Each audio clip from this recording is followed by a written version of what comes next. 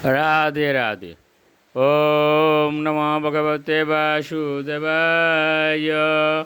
ओम नमो भगवते वासुदेवाय।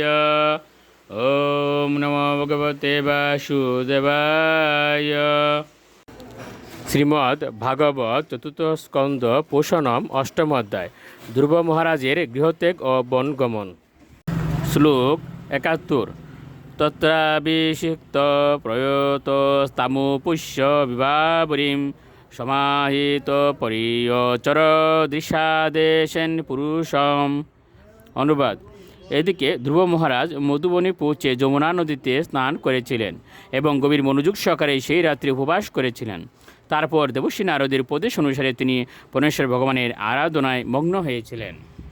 শ্লোক ৭২।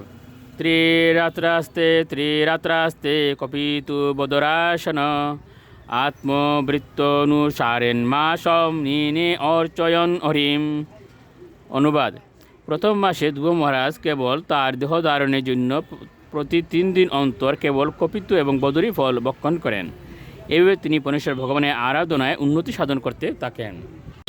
শ্লোক ৭৩। দ্বিতীয়ম চ তথা মাসম ষষ্ঠে অর্বকো দিনে তৃণপর্ণা দিবসৈন্যই ক্রেতান্নু অবর্চয়ন বিভুম। অনুবাদ: দ্বিতীয় মাসে ধ্রুব মহারাজ প্রতি ৬ দিন অন্তর কেবল শুষ্ক তৃণ এবং পত্র আহার করতে থাকেন। এভাবে তিনি ভগবানের আরাধনা করতে থাকেন। শ্লোক ৭৪।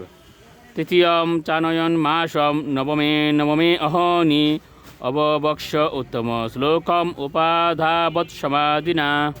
অনুবাদ: তৃতীয় মাসে প্রতি ৯ দিন অন্তর তিনি কেবল জল পান করেছিলেন। এইভাবে পূর্ণরূপে সমাধিমগ্ন হয়ে তিনি উত্তম শ্লোক পরমেশ্বর ভগবানের আরাধনা করেছিলেন। শ্লোক ৭৫। চতুর্থম অপি বৈমাসম দ্বাদশে অহনি বায়ুবক্ষ জিতশ্বাস দেয়ন দেবম দারয়ত। অনুবাদ: চতুর্থ মাসে ধ্রুব মহারাজ প্রাণায়ামের প্রক্রিয়া সম্পূর্ণরূপে আয়ত্ত করেছিলেন এবং তার ফলে তিনি কেবল প্রতি ১২ দিন অন্তর সার গ্রহণ করেছিলেন। এইভাবে সম্পূর্ণরূপে ধ্যানমগ্ন হয়ে তিনি পরমেশ্বর ভগবানের আরাধনা করেছিলেন। রাধে রাধে।